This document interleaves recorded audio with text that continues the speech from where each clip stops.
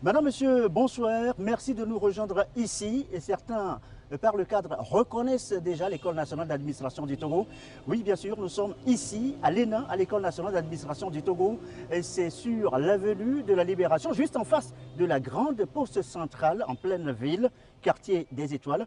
Et pour les Étoiles, justement, l'ENA en a formé depuis sa création au cycle 1, au cycle 2. Beaucoup de cadres moyens et supérieurs de l'administration togolaise sont passés par ici. Dirigé depuis maintenant 2 ans par professeur Adam Apodar, son directeur général, eh bien l'École nationale d'administration du Togo est en pleine réforme, des réformes accompagnées d'une grande rénovation. Regardez ce bâtiment qui relook complètement le cadre, la structure même de l'établissement. C'est ici que nous enregistrons cette émission. Coup de projecteur tout à l'heure sur l'ENA, l'École nationale d'administration du Togo. Notre invité nous attend là-haut, dans le hall, au premier étage de ce bâtiment. Nous allons le rejoindre tout à l'heure. En attendant, je vous propose une petite visite guidée des lieux de la bâtisse, toujours en chantier. Et c'est en compagnie de M. Abou Rachidou. Il est le directeur cycle 2. Nous sommes à l'École nationale d'administration, ENA du Togo. Vous voyez que nous sommes en plein chantier. Nos bâtiments sont en rénovation. Vous allez vous-même constater. Nous avons ici, c'est la salle informatique. Pour le moment, nous sommes en chantier, comme vous le voyez. Donc c'est ici que va se retrouver tout ce qui concerne l'informatique. Nous avons la salle des profs. La salle des profs. Voilà cette salle. Je pense que comme vous le voyez vous-même, c'est une salle qui est en réflexion. Une salle de cours, comme vous voyez. Donc c'est une salle qui peut prendre 25 élèves au maximum. Ce sont des salles ou des cours optionnels. Ça, c'est le bureau du directeur du cycle 3. Et actuellement, comme je l'ai dit, actuellement, on est toujours en chantier. Mais cependant, on a quand même placé le bureau. Il reste les autres matériels à venir placer pour que ça soit opérationnel. Voilà, ici, nous sommes en train de monter. Nous avons la grande salle. Lorsque nous avons des cours transversaux, c'est-à-dire les cours de tronc commun de plus de 200, voire même 300 élèves, voilà la salle qui va accueillir ces étudiants pour ce cours-là. Donc, comme je le disais tantôt, nous avons des options où nous utilisons les petites salles. Lorsqu'il s'agit des cours transversaux, nous utilisons les grandes salles comme celle-ci.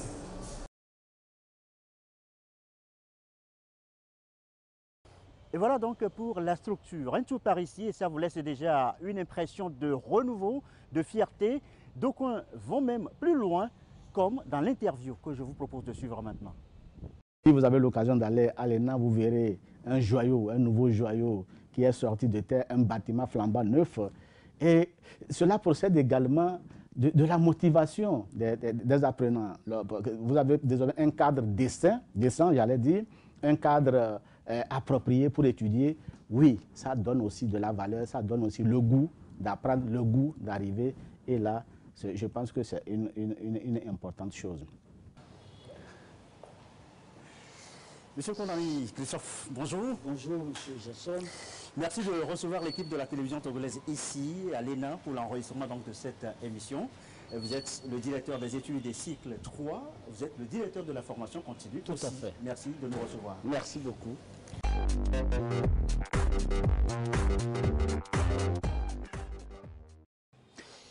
Voilà, monsieur le directeur, on vient donc de voir cette visite guidée, d'écouter cette impression. On le voit à l'entrée de l'ENA, lorsqu'on rentre, le visage et même l'intérieur de cette école change. Est-ce que d'ores et déjà on peut affirmer que la capacité d'accueil aujourd'hui des étudiants est nettement améliorée, voire satisfaisante, y compris même pour les enseignants? Merci, monsieur Gerson. Avant de répondre à votre question, je voudrais d'abord dire un merci. Merci aux premières autorités du pays qui nous ont permis d'arriver à ce niveau. Au nom du directeur général de l'ENA, nous voudrions exprimer à la télévision nationale et à votre hiérarchie toute la gratitude de notre institution pour l'accompagnement que vous nous apportez. Vous me demandez tous les changements qui sont en cours, ce que cela voudrait apporter. Effectivement, au plan pédagogique, j'avoue que le travail qui est salle fait... de cours, bibliothèque par exemple. Voilà, il y a un effort substantiel qui est fait et ces efforts-là entrent dans une logique de réforme et de modernisation de notre ENA et de notre administration publique. Donc la réforme est structurée en plusieurs pans. Nous avons déjà travaillé sur les curricula de formation. Nous sommes en train de travailler sur les locaux et les locaux devraient permettre d'avoir un cadre de travail décent, un cadre qui puisse permettre aux apprenants de travailler dans de très bonnes conditions. Et donc, de ce fait, le nouvel bâtiment va améliorer substantiellement les capacités d'accueil de l'ENA en termes de salles de classe, en termes de mobilier de bureau et en termes d'équipements de dernière génération, en termes de pack technologique de l'école. Donc, nous croyons que tous ces efforts-là participent à la modernisation de notre administration publique. En dehors de ce bâtiment, en dehors de tout ce que vous avez cité, y a-t-il d'autres travaux qui prennent toujours en compte les besoins de formation, évidemment aussi, même pour le prestige de l'école? Tout à fait, tout à fait. Le bâtiment, vous le voyez, lui, c'est physique, mais à l'intérieur, j'ai parlé du mobilier. Un mobilier de dernière génération qui tient compte de l'âge des apprenants, puisque ce sont des personnes adultes. Mais à côté, il y a l'équipement technologique, notamment le parc informatique qui va être ultra modernisé. Et puis à côté, il y a un réseau numérique qui va permettre à l'institution de dérouler toutes les formations et de tenir toutes sortes d'activités, aussi bien en présentiel qu'en virtuel. Donc avec l'aide d'un certain nombre de partenaires, nous avons fait un certain nombre de câblages qui sont de nature à améliorer la qualité de nos prestations au niveau de l'ENA. Nous sommes en temps de pluie et même parfois en temps de saison, en saison sèche, il n'est pas rare de voir, lorsqu'on vient à l'ENA, de l'eau stagner par moment. Est-ce qu'il y a un projet, par exemple, des travaux de voirie pour assainir davantage le cadre? C'est le deuxième volet. C'est le deuxième volet des aménagements en cours. Après le bâtiment, nous avons entamé déjà les travaux de la voirie. Et je vous rassure que dans très peu de temps, l'eau que vous voyez stagner, vous ne la reverrez plus. Parce qu'un dispositif de drainage de l'ensemble de la cour, avec un pavement qui va entraîner, ou bien qui va drainer toute l'eau avec un cadre pour mieux stationner, va sortir des terres. Venons-en maintenant, M. Colin, si vous le permettez, à la vocation même de l'ENA, de l'École nationale d'administration. On sait que l'administration, c'est des services divers et variés, c'est des compétences différentes, c'est des spécialités bien définies. Quelles sont les filières dans lesquelles les formations sont administrées aujourd'hui à l'ENA? Alors, les formations sont effectivement délivrées dans plusieurs options. Des options qui cadrent avec les besoins des ministères sectoriels. Et en cela, nous avons deux cycles de formation, le cycle 2 et le cycle 3. Au cycle 3, nous avons, je cite rapidement, les options qui sont ouvertes, l'administration générale, l'administration du travail et des lois sociales, la gestion des collectivités locales, la gestion des services de santé, la diplomatie, quoi encore, l'administration scolaire et universitaire, qui sont des filières ouvertes. Au cycle 2, nous avons ces mêmes filières-là qui sont ouvertes, mais de niveau inférieur, avec une variance qu'on va appeler gestion, administration hospitalière, en plus de celle que j'ai déjà citée. Donc, vous constatez que toutes ces options-là cadrent pour chacune d'elles à un ministère donné. Tous ceux qui sont formés en administration hospitalière ou en gestion des services de santé sont prioritairement dédiés à améliorer la qualité de service dans les administrations de santé. Pour ce qui concerne l'administration générale, c'est pour l'administration générale comme le nom le dit. Pour les collectivités territoriales, vous savez, un travail énorme est fait en termes de décentralisation.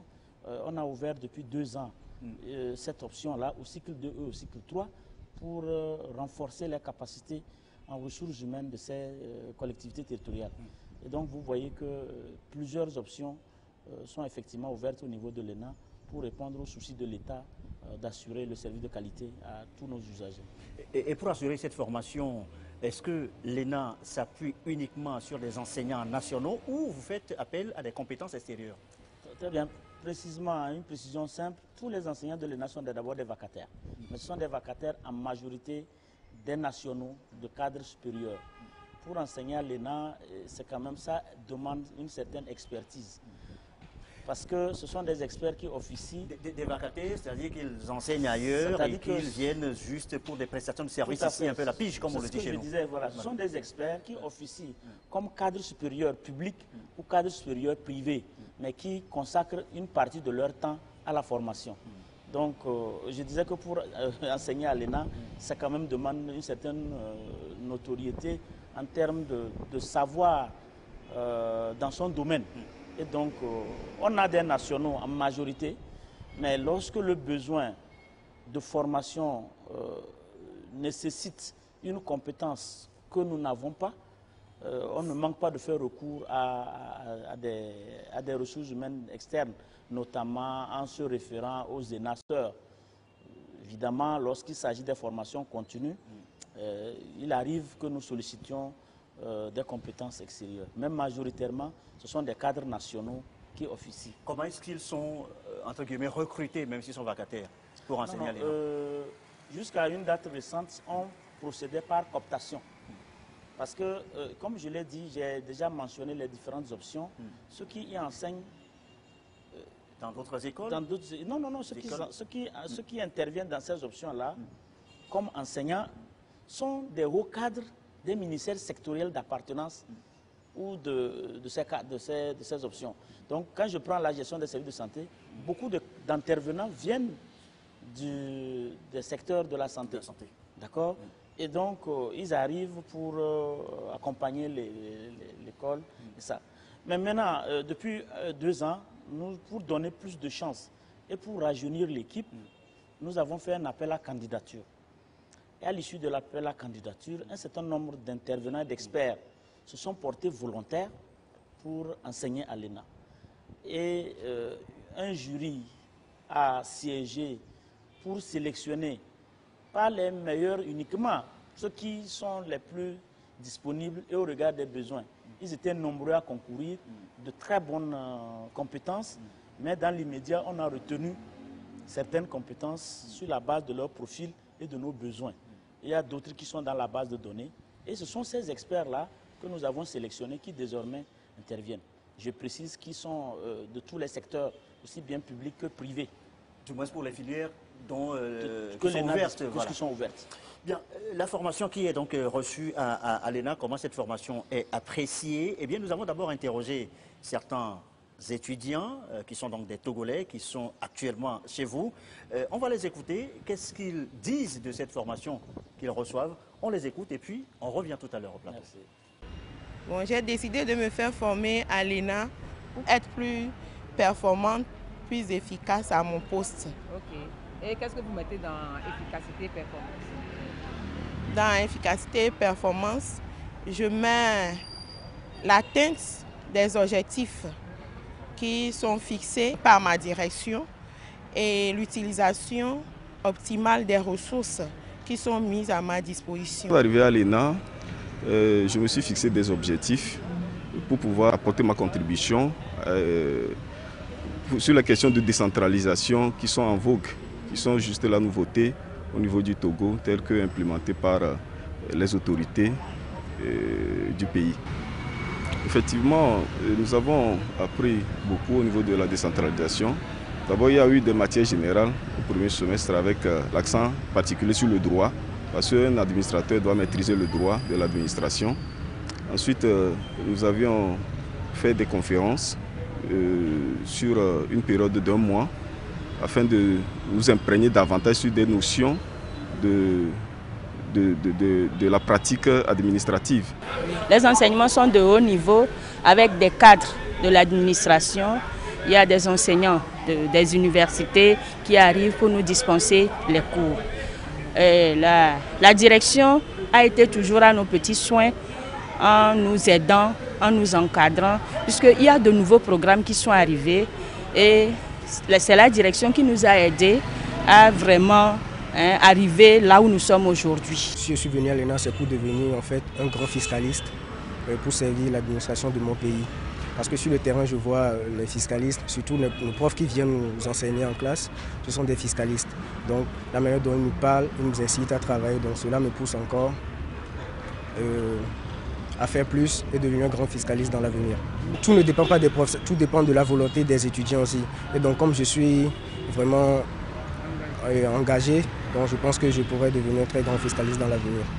Voilà, M. Kolané, donc vos étudiants se sont exprimés, vous les avez entendus, une réaction par rapport à écoute, je ne peux qu'être satisfait et puis les encourager par rapport à ce qu'ils disent.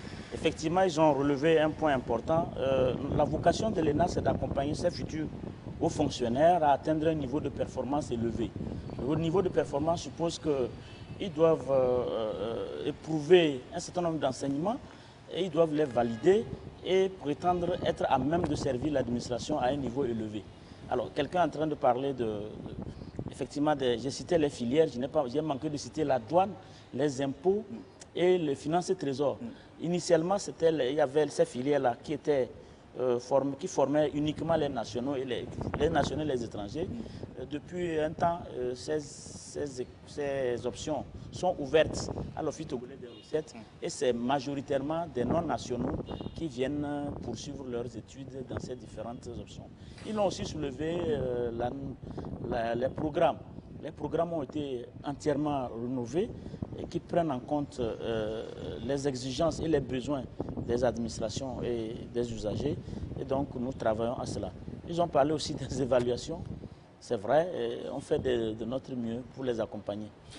Par rapport aux évaluations, par rapport au programme, justement, nous avons interrogé aussi certains enseignants de l'ENA, de l'École nationale d'administration. On va les écouter aussi et puis vous allez réagir juste après. Il n'y a pas que les fonctionnaires. Il y a aussi les candidats étudiants qui sont venus directement de l'université avec soit la licence ou le master. Donc, nous essayons de veiller à ce que l'enseignement soit de haut niveau, en tenant compte de ceux qui viennent de l'administration, ceux qui sont déjà en activité, et en tenant compte aussi de ceux qui sont des étudiants. Donc, nous essayons de mélanger les deux de façon que cela soit un enseignement de qualité. À travers les contenus de formation, nous leur donnons les outils nécessaires pour être aptes à répondre à leur poste lorsqu'ils seront au boulot. L'administration même est là pour les réglementer par rapport aux dispositions physiques, c'est-à-dire je vais parler de comportement par exemple, je vais parler d'habillement, je vais parler de la régularité au service, ne pas être en retard. Et tout ceci, c'est géré par l'administration. Dans l'enseignement, lorsque vous montrez que vous maîtrisez votre travail, vous amenez les enseignants, les élèves à vous copier, vous les amenez également à comprendre qu'on ne peut réussir que lorsque on bosse, on travaille. C'est pour cela que, par exemple, les tricheries sont punies sévèrement ici, parce que vous imaginez un grand cadre qui est issu de la tricherie, ça ne donnera pas un bon résultat. Donc, c'est l'ensemble de ces dispositions que nous prenons ici pour que nos élèves puissent sortir et qu'ils soient de bons fruits.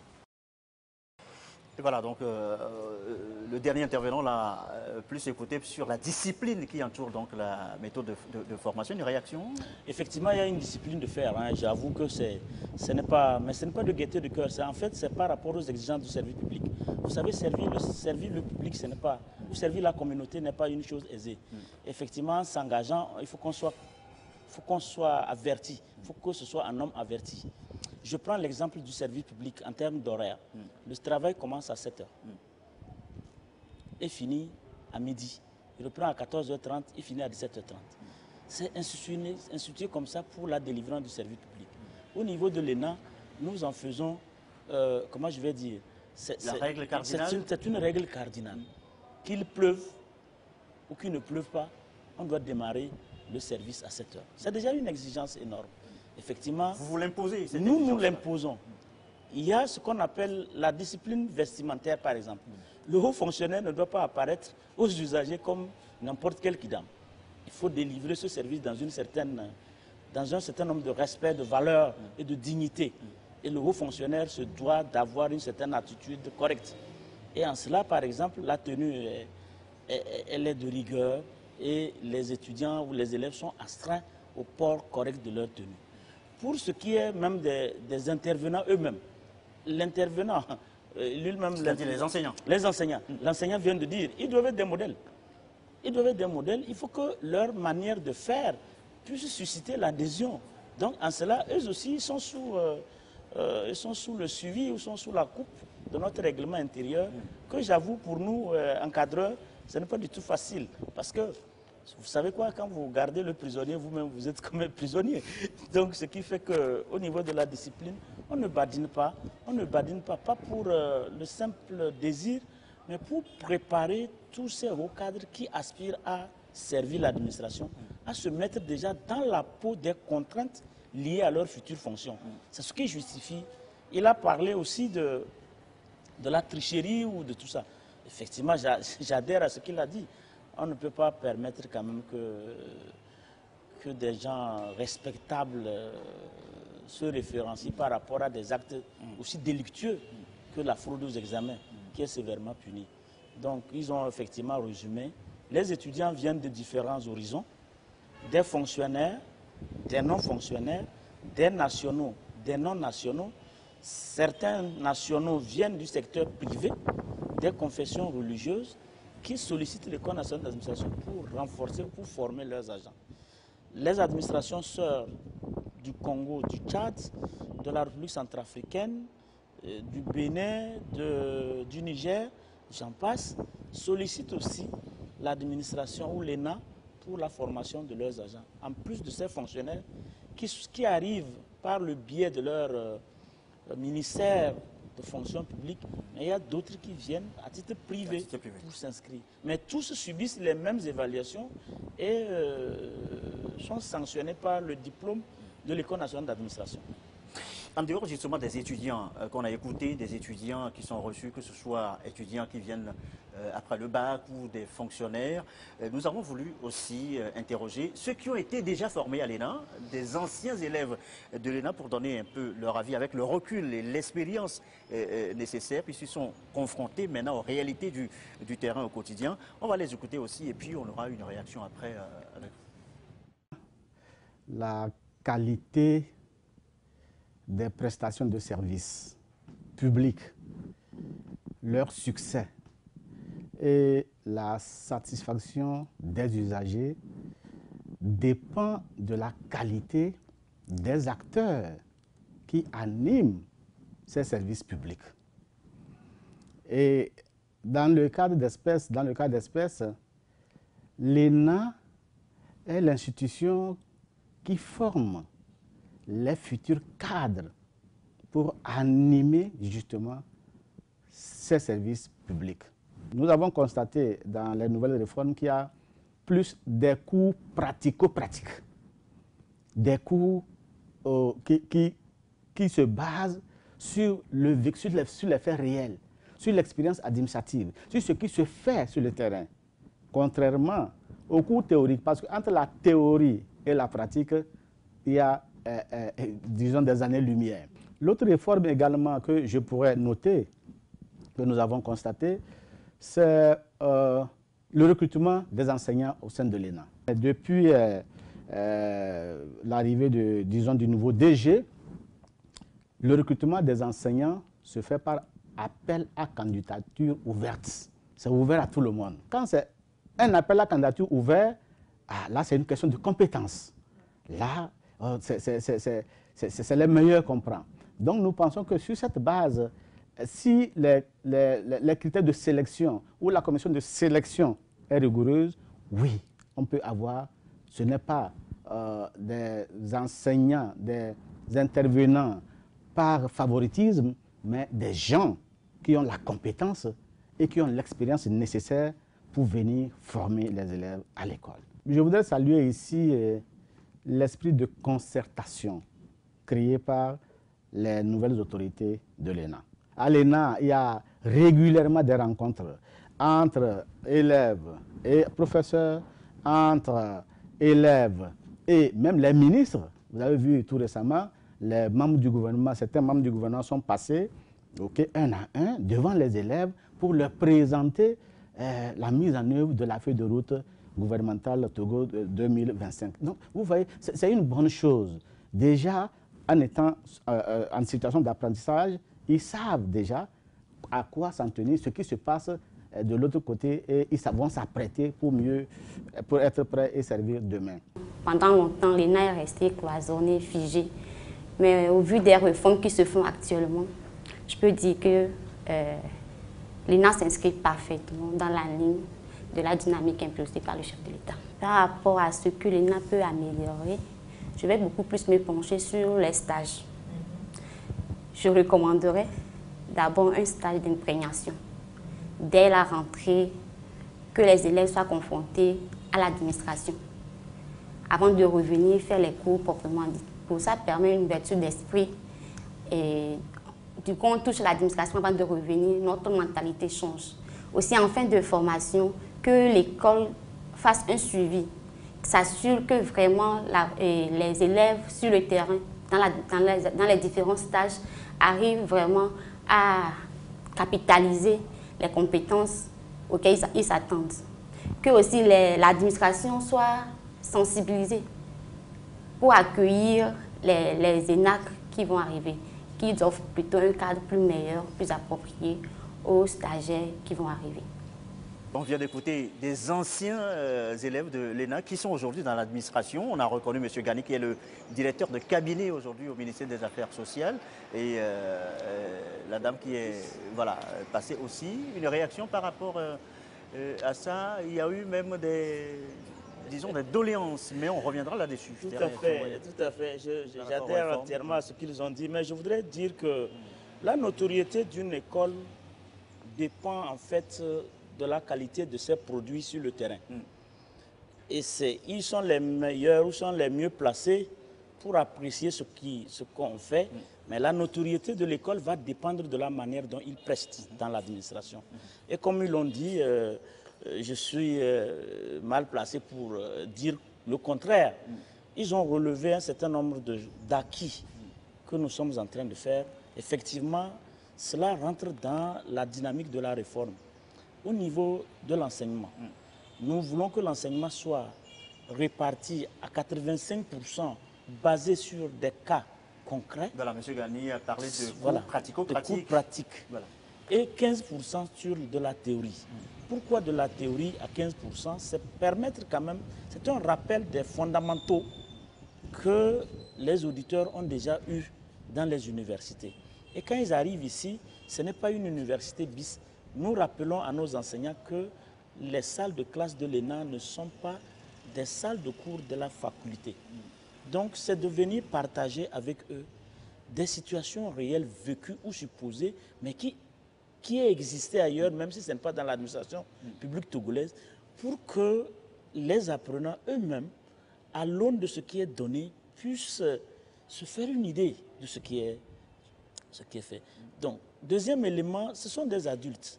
On a mis l'accent sur la formation des adultes. La méthode de formation, elle est différente. La méthode, elle est différente, c'est l'andragogie. Alors, quand vous parlez à un adulte ou quand vous voulez former un adulte, il y a un certain nombre d'attitudes que l'enseignant lui-même devrait avoir. Et donc, nous insistons beaucoup sur cela pour qu'il puisse donner le meilleur d'eux-mêmes. Et elle a parlé des stages. C'est vrai. Je crois peut-être qu'elle n'a pas déjà tout. Elle est sortie il n'y a pas longtemps. Mais nous sommes en expérimentation. Il y a désormais 2 stages. Un stage à la fin du premier semestre. Un stage d'imprégnation. Un stage d'imprégnation. Et un stage normal de fin de formation.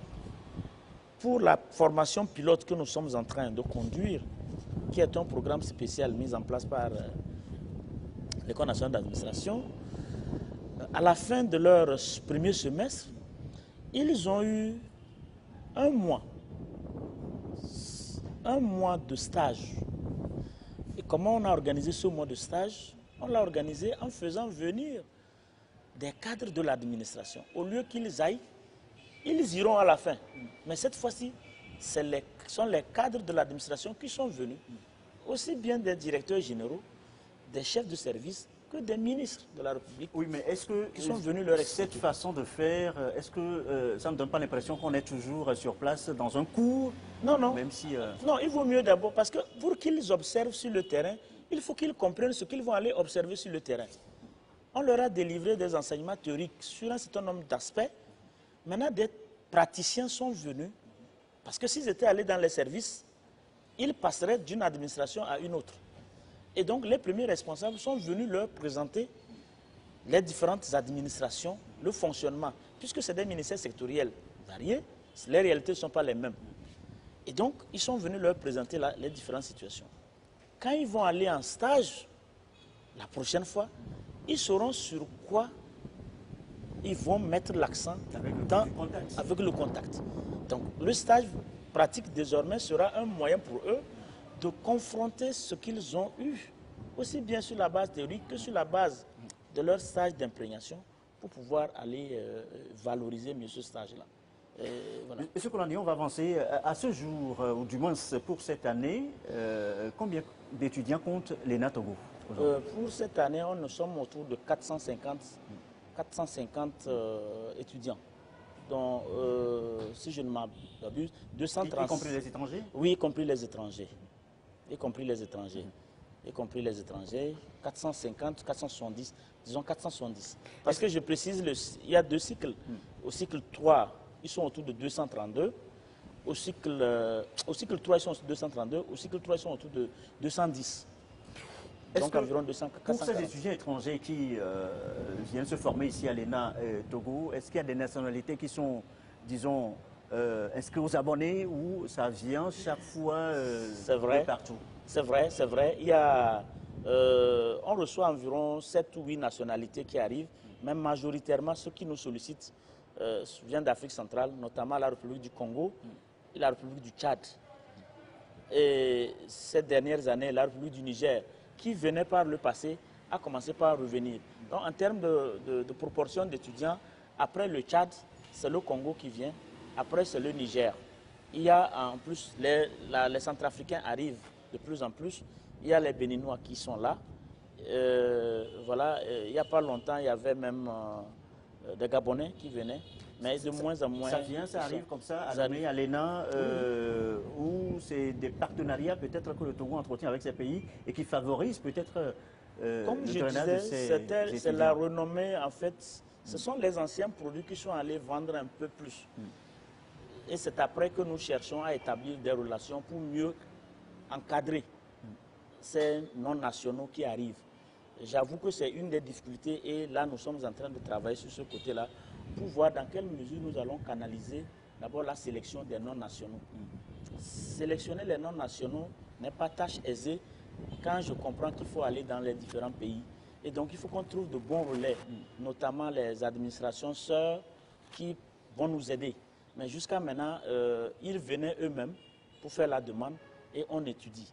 Cette fois-ci, nous avons décidé, pour la rentrée 2022-2023 qui va venir, tous ceux qui arrivent à l'ENA de l'extérieur vont subir un test de sélection. Avant eux, ils sont reçus par étude de dossier. Oui, maintenant cette fois-ci, on va les prendre. Il y aura 2 étapes. Il y aura une étude de dossier, mais avant d'accéder aux salles, il faut qu'ils subissent un test qui est prévu déjà. En bonne et due forme. Voilà. Donc je précise que la sélection va se clôturer à la fin, au 30 septembre prochain. Donc il y aura plus. Nous allons nous atteler, sauf si on prolonge, mais nous allons nous atteler pour qu'à la rentrée de novembre, que les non-nationaux soient sélectionnés sur les mêmes bases que les non-nationaux. Évidemment, après étude de dossier pour certains, avant de faire les nationaux. Nous avons interrogé certains d'entre eux, ces étudiants étrangers qui viennent à l'ENA Togo. On va écouter ce qu'ils disent et puis on revient sur le plateau. La manière d'enseigner, comment on le fait chez nous. Puisque ici, depuis qu'on était venu, maintenant c'est ma 2e année ici, pas de grève, pas de perturbation, rien. Vous voyez, et puis les enseignants, ils sont assidus. J'ai été informée de la bonne qualité de l'enseignement de l'École nationale d'administration du Togo.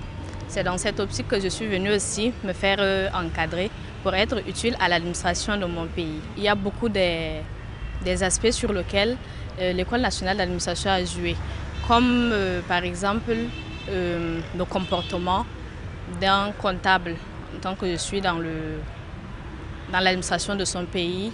Les principes à respecter. Vraiment, c'est un peu différent. Bon, l'enseignement que j'ai reçu, ça m'a vraiment permis de m'auto-évaluer pour être vraiment cet inspecteur vraiment dynamique que l'administration veut, pour atteindre aussi l'objectif. Vous en parliez tantôt, hein, ils seront soumis à un test d'évaluation pendant que les nationaux sont recrutés par concours. À ce concours, en quoi consistent les épreuves? Est-ce que c'est par spécialité, par rapport aux filières, ou c'est un tronc commun d'abord pour le recrutement? Oui, c'est la première expérience cette année. C'est la première expérience. Les réflexions sont en cours, mais ils n'auront certainement pas le nombre de matières à concourir comme les autres. Mais nous allons mettre l'accent sur le test du niveau de la langue, par exemple, et puis les tests de spécialité. Donc on va s'assurer, parce qu'ils accèdent au cycle 3 avec un niveau minimum de licence. On doit s'assurer que leur niveau de licence est effectivement vraiment très bien. On ne peut pas juger de la licence sur papier, mais nous croyons que cette fois-ci, nous allons passer à des interviews et puis bien sûr à des tests pour voir des prérequis. Parce que nous n'aimons pas souvent voir aussi trop d'échecs à la fin. Lorsqu'il y a trop d'échecs, sont des pertes aussi bien pour les administrations que pour l'étudiant lui-même. Mais pas question d'aller quand même à la complaisance. Ah non, pas du tout. C'est pour cela, c'est pour éviter les renvois massifs de fin de semestre. Si vous vous en souvenez, des fois, on ne communique pas souvent, mais à la fin du semestre, c'est souvent des grincements de dents. On se sépare de beaucoup, alors qu'on aurait pu peut-être déjà les empêcher de rentrer si on a fait le tri. Et c'est ce tri-là qu'on veut faire pour diminuer ou freiner le renvoi. Donc le niveau de la langue sera sérieusement évalué. Des pays n'ont pas forcément la langue comme langue, n'ont pas le français comme l'instrument fondamental. Des pays ont comme l'arabe en seconde langue. Voilà quelqu'un qui a une licence dans une université où l'arabe est la langue dominante. Il a une licence certes, mais quand vous devez le faire suivre des enseignements en français, ça devient difficile. Certes, il comprend, mais il n'a pas les bases. Et donc, ces étudiants, déjà, à la présélection, si on peut gentiment leur conseiller de faire autre chose, nous ne manquerons pas, au lieu de les laisser, et après, ils vont être renvoyés. Aujourd'hui, le Togo est membre du Commonwealth. Est-ce que dans les réformes, c'est prévu qu'il y ait des cours où on mise également sur l'anglais? Tout à fait. L'anglais est toujours enseigné à l'École nationale d'administration. L'anglais est enseigné, mais c'est un anglais professionnel. Alors, c'est un anglais professionnel, et donc nous croyons que on doit continuer l'effort dans cette discipline. C'est enseigné. Actuellement, si mes informations sont bonnes, il y a eu un dernier concours, vous êtes en pleine correction. Je ne sais pas si c'est déjà terminé. À quand les résultats? Bon, les résultats, on y travaille. Les corrections sont finies. Et les dépouillements, la saisie des notes, les dépouillements, les vérifications se poursuivent. Nous allons transmettre aux autorités compétentes les listes pour les publications. Vous savez, c'est un concours suffisamment très élitiste. Les places sont très limitées et donc nous veillons à ce que tous les contours soient pris. Et donc, c'est l'État qui voit les postes à pourvoir dans l'administration au regard des résultats que l'ENA envoie. Et au moment opportun, ils vont sortir les résultats. Nous avons, lorsque nous avions fait un tour, notre équipe est venue ici, on a rencontré quelques correcteurs, ils se sont exprimés aussi, on va les écouter pour voir comment est-ce que la correction est faite de ces épreuves-là, quel est le niveau des candidats, la capacité, comment ça se passe, on va les écouter aussi. Je participe régulièrement aux activités de correction du concours de l'ENA. Ce matin, en effet, nous sommes là également pour cette activité. Nous avons abordé le sujet, et le carnaval, les thèmes. Entre nos collègues, nous avons estimé que le sujet d'épreuve était un peu corsé par rapport aux années précédentes. Ce n'est pas un sujet classique, un sujet de dissertation classique, mais qui est bien adapté donc, à la nouvelle donne. Je dirais que c'est un sujet abordable. parce que c'est un sujet qui porte sur le citoyen et l'État. Autrement dit, la corrélation, la relation qui existe entre le citoyen et l'État. Et je crois que ce sujet vient à point nommé pour dire combien de fois le gouvernement togolais pense à ses futurs cadres. Nous avons bien démarré le travail. Une correction sereine est en train de se faire actuellement. Alors, vous êtes le directeur des études et stages cycle 3. On va parler de l'évaluation. Est-ce que l'évaluation, la correction, la sélection, est-ce que c'est vraiment rigoureux ici à l'ENA? Y a-t-il vraiment le tamis comme sous d'autres cieux?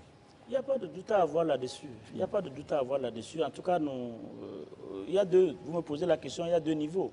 Il y a le concours d'entrée et puis il y a la formation. Prioritairement, moi, mes fonctions, ce sont des fonctions de directeur pédagogique. Donc, je veille à la régularité de toute la pédagogie, de l'entrée de l'étudiant jusqu'à sa certification. Donc, en cela, il n'y a pas de doute. Puisque je vous ai dit, les cours sont calibrés par trimestre, par semestre, et à la fin de chaque semestre, il y a une évaluation. Ce sont des évaluations classiques, sur table.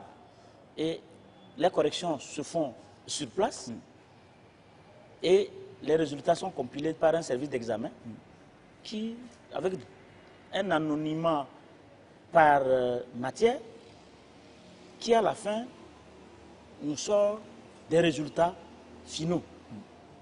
Ce qui fait que le directeur des études n'a pas connaissance. Finaux et fiable. Fiable. Le directeur des études n'a pas connaissance du numéro d'anonymat. Par le passé, nous avions un seul code pour toutes les matières. C'est vrai, vous savez, quand vous travaillez avec les hommes, il y a souvent des ratés. Donc, mais on a trouvé un moyen de tout corser. C'est difficile de pouvoir dire. Et sur cette base-là, avec les formateurs qui sont d'un niveau de responsabilité élevé, nous ne doutons pas de la qualité du travail. Vous savez, ce n'est pas du tout aisé.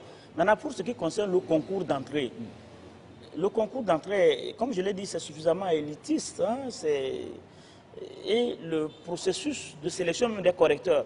Mais que répondez-vous à ces rumeurs qui disent que les étudiants étrangers viennent avec beaucoup ou suffisamment d'argent et donc il y aurait un peu de corruption? À la fin, ils sont forcément acceptés pour le concours, enfin pour l'entrée et d'abord pour le diplôme après. Que répondez-vous à ces rumeurs? C'est des mauvaises langues? Oui, vous savez, dans toute action humaine, il y a toujours des gens qui disent, hein, vous avez interviewé les étudiants, vous avez vu ceux qui parlent du bien, mais on ne peut pas attendre que tout le monde parle du bien. Donc il y a toujours des gens qui diront. Mais ce qu'il faut retenir, une institution comme la nôtre se positionne comme un pôle d'excellence et se doit de mettre en œuvre tous les dispositifs pour que les produits soient bien formés. C'est en cela que nous incitons, que ce soit le personnel de l'ENA, que ce soit les enseignants, que ce soit les élèves, à se montrer vraiment à la hauteur de la mission que l'État nous confie.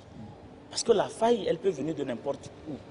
Mais maintenant, nous devons veiller tous, et ça, je salue le courage et le dynamisme du directeur général et de l'ensemble de l'équipe qui travaille. Je vous ai dit comment nous allons procéder pour cette année aux sélections. C'est pour en partie répondre à toute cette critique. Nous allons travailler. Non, vous savez, quelque part, pour ça peut exister, ça existe. C'est possible. Voilà, comme on dit, effectivement, peu. Comment pouvez-vous justifier qu'un étudiant inscrit au cycle 3 ne soit pas capable de suivre les enseignements ou qu'à la fin de l'évaluation se retrouve avec des notes minables dans toutes les matières? Il y a un problème. Soit il est licencié ou il ne l'est pas. Et en cela, on doit peut-être s'interroger sur comment il est arrivé. Si même son recrutement était régulier, mais là, il fait maintenant une autre... Vous avez connu des cas comme ça? Oui, on a connu des cas. Mais nous recrutons et quelle était la réaction? J'en viens. Nous prenons des étudiants de cycle 2 avec le niveau bac. Je cite par exemple, je ne voudrais pas donner de pays. Il y a des pays dont j'ai cité déjà tantôt qui viennent solliciter à se faire former. Est-ce qu'ils ont forcément le même système éducatif que nous? Mais le baccalauréat, il est passé, on dit qu'il est titulaire du baccalauréat. Il arrive, j'ai dit, il a le baccalauréat dans un pays où l'arabe est une langue majeure de travail. Il arrive ici, les enseignements se font en français. Donc, tout cela joue. Mais la licence, le bac, c'est le bac. C'est la même chose pour la licence. De plus en plus, il y a des universités, excusez-moi, qui ne sont pas des universités publiques. c'est pas parce que nous sommes dans le public que je ne dis pas que les autres ne font pas. Mais on n'a pas forcément le contrôle de tous les diplômes qui sont délivrés. Mais quand quelqu'un vient dire qu'il a la licence... Est-ce que pour éviter ça, est-ce que ce n'est pas à ça que doit servir le concours ou, disons, la méthode de recrutement? Mais c'est ce que je suis en train de... Voilà pourquoi j'étais en train de vous dire que le dispositif, je ne veux pas tout dévoiler. Nous sommes en train de veiller quand même à répondre de manière à satisfaire toutes les mauvaises langues qui pensent que... En tout cas, moi, je n'en connais pas. Mais maintenant, on ne peut pas tout faire. Il n'y a pas de... Non, non, pour ça, alors, chacun va parler du poste où il se trouve. Je ne crois pas. En tout cas, du moins, au niveau de la direction pédagogique que j'officie, que ce soit au niveau de la direction générale. Mais lorsque vous êtes là et que l'on vous fait des critiques, il ne faut pas botter en touche. Il vaut mieux revoir vos différents outils de qualité pour vous perfectionner. Mais dans le cas, on avance. Précisément, au niveau des étudiants étrangers, est-ce que le nombre croît chaque année? Vous êtes directeur des études et stage cycle 3, vous êtes là, ça fait un certain nombre d'années. Est-ce que il y a de plus en plus d'étudiants étrangers qui arrivent chez nous? Non, non, bien sûr. Je vous assure, hein, pour les demandes d'accès à l'école sont élevées. Si je me contente seulement les 3 dernières années, l'année dernière, par exemple, nous n'avons pas ouvert de place aux étrangers dans les 2 cycles. Mais je ne vous dis pas le nombre de demandes qui sont restées au secrétariat général.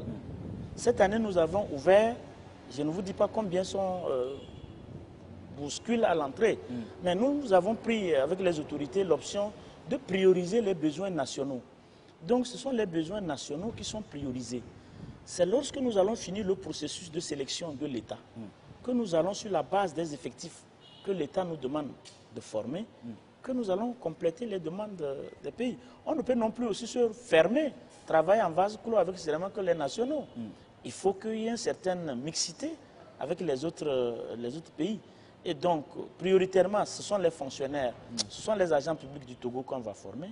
Mais s'il y a des places disponibles, nous allons prendre les non-nationaux. Et je viens de dire aussi comment est-ce que nous comptons nous y prendre pour que nous ayons des étudiants dans des classes qui répondent aux exigences de l'enseignement que nous voulons délivrer. Nous allons entamer la 3e et la dernière partie de cette émission. Nous allons parler donc de l'administration, de la vision, la vocation de l'ENA, arrimer justement à cette vision. Et l'objectif pour toutes ces formations, monsieur le directeur, eh bien, c'est de transmettre des compétences. On en parle largement, aller à l'excellence, pas juste produire des diplômés. Comment l'ENA aujourd'hui s'intègre dans cette perspective-là? Très bien. L'ENA est résolument engagée comme structure administrative de l'État à jouer sa partition dans la vision des premières autorités du pays. Notamment la feuille de route 2025 l'a déjà clairement défini. L'École nationale d'administration doit être un outil de renforcement des capacités des agents publics du Togo. L'ENA doit être le creuset dans lequel les hauts fonctionnaires viennent se mouler, viennent refaire leurs compétences, viennent remettre à jour leurs compétences. Et en cela, nous travaillons véritablement à répondre à ces besoins de l'État. Et pour y arriver, il y a la formation initiale et il y a la formation continue. Pour la formation initiale, nous en avons déjà parlé. Les concours vont s'organiser. Le concours est organisé. On va proclamer les résultats. On l'avait déjà fait l'année dernière. On l'a fait l'année d'avant. Nous mettons chaque année une centaine de cadres à la disposition des différents ministères pour améliorer la qualité du service. L'autre côté qui mérite d'être pourvu, c'est la formation continue. Et c'est en cela que la vision de la direction générale de l'ENA aujourd'hui, c'est de travailler à accompagner le plus efficacement possible les cadres de l'administration, les cadres et les agents de l'administration au travers des formations continues. Dans un de ses discours, il y a quelques années, je me rappelle plus exactement, donc l'année, le chef de l'État a appelé à une administration de qualité, tournée vers le développement. Comment est-ce que l'ENA incarne aujourd'hui cette vision du président de la République pour aller justement à une administration qui produit et qui produit qui va vers le développement. Le développement de qualité, bon, de la formation des agents de qualité passe par ce que nous sommes en train de dire depuis. Nous avons commencé l'émission par le cadre. Lorsque le cadre a été rénové, c'est déjà un dispositif pour nous permettre d'améliorer la qualité des produits qui vont sortir. Nous avons parlé des programmes de formation. Nous avons essayé de revoir les programmes de formation pour les adapter au mieux aux besoins des usagers. Nous avons montré comment est-ce que nous entendons, comment est-ce que nous procédons pour la formation, la méthodologie de la pédagogique mise en place. Tout ceci, la mise ensemble, va nous permettre, à terme, d'avoir des produits qui soient capables de répondre aux besoins. En fait, quand Monsieur le Président de la République parle de la qualité, ça doit se ressentir dans la prestation des services. Et il faudrait que l'ensemble des usagers se retrouvent dans leur administration publique. Lorsque les usagers se sentiront satisfaits de la manière dont les cadres et les agents publics délivrent les services, mais c'est de la qualité qu'il est question. Lorsqu'il y a des reproches ou des remontrances qui sont faits aujourd'hui dans des services, n'importe quel service de l'administration, comment est-ce que l'ENA réagit par rapport à ça? Lorsqu'il y a des manquements, les usagers n'ont pas satisfaction lorsque l'ENA réagit par rapport à ça. L'ENA n'a pas vocation à intervenir au-delà de la formation. Ça, Mais est-ce que c'est des exemples que vous reprenez peut-être dans vos méthodes d'enseignement pour corriger et rectifier? Tout à fait. L'ENA a pour vocation de mettre à disposition des agents et sa mission s'arrête là. Je crois qu'un des intervenants a parlé du suivi. Dans notre cahier de charge, peut-être que dans le cadre de la réforme, il va falloir qu'on y voit. L'ENA n'a pas vocation à faire le suivi en termes d'aller dire à cette administration, vous n'avez pas fait ça, de dire que tel est sorti depuis un certain nombre d'années, il est toujours, il végète. L'ENA n'a pas cette fonction. Et donc, en cela, mais en tant qu'usagers nous-mêmes du service public, nous voyons, lorsque des gens nous saisissent, ou que par voie de presse, ou par voie de réseaux sociaux, on apprend des manquements d'ordre déontologique ou professionnel qui peuvent faire l'objet de modules de formation ou de partage comme cas pratique, on ne manque pas.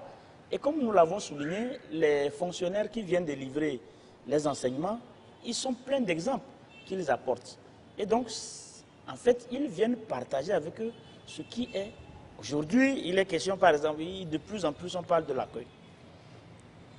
L'accueil dans l'administration. L'insatisfaction des usagers par rapport à la prestance des agents publics. Avec tout ce que l'État fait comme effort, les usagers sont toujours reproches. Mais les hauts fonctionnaires ont la capacité d'analyser la pertinence de certaines critiques et de partager avec ses étudiants, par exemple, pour pouvoir le faire. Nous avons fait, par exemple, un certain nombre de conférences avec de certains cadres qui partagent avec les étudiants les réalités. Parce que une chose, c'est de parler de l'extérieur, mais une chose aussi, c'est de vivre la chose de l'intérieur. Il y a des limites dans toute chose, mais tout compte fait, c'est du devoir de l'agent public de satisfaire l'usager, quelle que soit sa position. En termes de besoins, il y a une demande qui est de plus en plus exprimée, surtout par les anciens élèves de l'ENA qui sont regroupés au sein de Cénacle aujourd'hui. Le système LMDI, ils évoquent ça de plus en plus. Je vais faire écouter une interview et puis on va réagir par rapport à... Vous allez réagir juste après. Étant donné que nous sommes dans un monde planétaire où les choses évoluent, nous souhaitons que la formation à l'ENA soit arrimée au système LMD, licence, master, doctorat. De sorte qu'après la formation, on est sur le terrain. Si on sent le besoin ou la capacité de faire une formation supérieure, une formation doctorale, qu'on ne soit pas bloqué. Parce qu'avec le diplôme de l'ENA, cycle 3, certes, lorsque vous voulez opter pour la thèse, on est souvent confronté à des difficultés. Tout prétexte que ce n'est pas un master de recherche, c'est un master professionnel. Donc, au cours de nos discussions avec la direction, avec les experts qui sont venus, nous avons vu, et c'était unanime, que tous les anciens élèves de l'ENA souhaitent, même ceux qui sont en formation, quand c'est constaté, il faut qu'on transforme ça en LMD. C'est professionnel, certes, après on travaille, on est utilisé.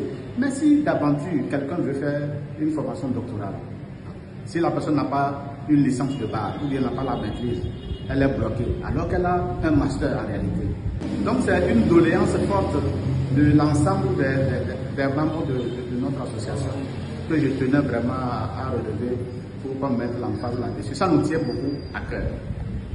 Voilà, donc vous avez écouté la doléance. Qu'est-ce que vous répondez déjà à ça, à chaud? À chaud, c'est une demande légitime. Elle est légitime dans la mesure où, lorsqu'on atteint ce niveau de formation, on souhaite progresser. Mais premièrement, je voudrais rappeler que ceux qui sont, par exemple, titulaires des diplômes de l'ENA ont la possibilité de continuer dans d'autres universités, mais sous réserve de capitaliser certains enseignements qu'ils ont reçus ici. Nous recevons, je ne peux dire combien de demandes d'universités étrangères ou nationales, nous demandant d'envoyer notre programme de formation avec l'ensemble des unités d'enseignement que nous avons dispensées pour qu'à partir de cela, qu'ils puissent leur comptabiliser pour leur permettre de continuer dans leur parcours. Mais au niveau de l'École nationale d'administration, comme vous le savez, et il a souligné, nous délivrons le diplôme du cycle 3 qui, si on devrait le comparer, il est du niveau master. Mais on ne l'appelle pas master. Parce que, vous savez, les exigences académiques sont telles qu'on n'appelle pas les diplômes par n'importe quel nom. Donc, je rappelle qu'à l'ENA, nous délivrons des diplômes professionnels, diplôme de l'ENA cycle 3, diplôme de l'ENA cycle 2. Diplôme de l'ENA cycle 2 qui peut avoir son équivalence en licence, diplôme de cycle 3 qui peut avoir son équivalence en master. Voilà. Mais ce n'est pas ça. Et comme nous n'avons pas, pour que vous délivrez des diplômes de licence, de master et de doctorat, il y a des exigences pédagogiques. Vous devez vous inscrire en termes de nombre d'enseignants, en termes d'infrastructures, et au niveau des enseignants, vous devez voir quel est leur niveau. Est-ce qu'ils sont de quel rang? Et l'ENA Togo ne remplit pas encore l'ENA du Togo ne remplit pas encore ces conditions. Nous nous focalisons essentiellement sur le renforcement des capacités des auditeurs. Est-ce qu'ailleurs, dans d'autres ENA, École nationale d'administration, ailleurs dans d'autres pays, est-ce que les étudiants ont la possibilité d'aller jusqu'au doctorat comme le souhaitent? Nous sommes dans un espace communautaire, notamment mais les réalités ne sont pas les mêmes. Quand je prends l'ENAM du Bénin est logé à l'université d'Abomey-Calavi. Ils fonctionnent comme si c'était les diplômes, comme si c'était à l'université. Mais ils n'ont pas les mêmes finalités. Quand vous rentrez à l'université d'Abomey, à l'ENAM, vous ne rentrez pas dans l'administration publique forcément. Au niveau de l'administration publique du Togo, lorsque vous y intégrez, si vous admettez au concours, vous sortez et que vous avez satisfait la condition de réussite, vous devenez automatiquement fonctionnaire. Avec déjà le corps, le grade qui est déjà défini. Donc, ce sont des variantes et ce sont des choix. Au Niger, nous avons la même situation et ils ne sont pas à l'université. Au Cameroun, ils ne sont pas à l'université. Vous prenez, j'ai dit le Bénin, ils sont comme si c'était à ça. Donc, c'est d'un pays à un autre, ça varie. Au Togo, c'est un choix. L'ENA est sous la coupe du ministère de la fonction publique et non sous la coupe du ministère de l'enseignement supérieur. Bien entendu, il y a le directeur général universitaire, j'en suis un, donc, mais nous avons, si je vais dire dans le cas de l'ENA, notre hiérarchie, nous avons deux hiérarchies. Il y a des règles bien définies pour chaque entité. À l'ENA, notre hiérarchie, c'est le ministère de la fonction publique, mais dès que nous mettons nos manteaux d'enseignants-chercheurs, nos patrons sont de l'université, ils sont ailleurs. Voilà ce que... votre ambition d'aller loin, de cadrer avec la vision exprimée par le président de la République, de former une administration de qualité, des agents qui sont vraiment au service des usagers, le service public, est-ce qu'aujourd'hui, y aurait-il des limites à cela? Y aurait-il des difficultés qui vous empêchent de remplir convenablement cette mission? Tout à fait, tout à fait. Et vous savez, nos pays sont suffisamment en difficulté, tout est prioritaire. Et donc, on n'a pas toujours tout ce que l'on veut pour bien faire. Nous saluons l'effort du gouvernement pour nous avoir permis d'avoir ce local qui améliore nos capacités d'accueil. Mais il y a encore beaucoup de besoins. Il y a beaucoup de besoins. On parlait tantôt des équipements qu'il faut mettre. Il faut des équipements modernes. Il faut la formation des formateurs. La formation des formateurs, en fait, quand on le voit, ça paraît banal. Mais il y a beaucoup de hauts cadres qui ne sont pas forcément des enseignants de profession. Ils ont besoin d'être outillés. Et ce n'est pas, on ne forme pas l'enseignant en 2 ou 3 heures. La pédagogie. La pédagogie active, la pédagogie des adultes, la pédagogie basée sur des compétences. Ce sont des choses nouvelles, pas aussi nouvelles, mais qui nécessitent de l'effort de chacun. Et quand j'ai dit que nous avons des vacataires, vous savez, les vacataires, excusez-moi, vacataires, c'est comme, excusez-moi, c'est comme s'ils professaient comme, à la limite comme des mercenaires. Lorsqu'il ne se sent pas bien rémunéré, il peut aller voir ailleurs. Je profite pour saluer la disponibilité que nous avons vue jusqu'à maintenant de nos enseignants au regard de nos émoulements qui sont ce qu'ils sont, mais qui, à cœur vaillant, continuent par nous accompagner. Donc, il y a nécessité d'améliorer ce côté. Il y a nécessité d'améliorer la qualité des ressources humaines qui officient même. Parce que pour que l'administration de l'ENA en interne... Le personnel administratif interne. Il faut que le personnel... Vous savez, c'est structuré. Il y a la direction générale qui a ses missions, le secrétariat général a sa mission, les directions pédagogiques ont leur mission, et il y a des personnels d'appui. Tout ce personnel-là, à tous les niveaux, ne sont pas toujours forcément à la hauteur que l'on souhaite. Il faut les former. Il faut former les directeurs pédagogiques pour qu'ils soient vraiment à la hauteur de leur mission. Donc il y a beaucoup de besoins, en plus des besoins, comme je l'ai dit, les étudiants n'ont pas de bus. Au cours d'une occasion, ils nous ont dit, mais on leur dit que l'administration doit être nouvelle. J'avoue que c'était légitime. Ils ont dit, mais ils ont fait 1 an ensemble, ils n'ont pas eu l'occasion de sortir de l'école. Il y a un équipement qu'il faut faire.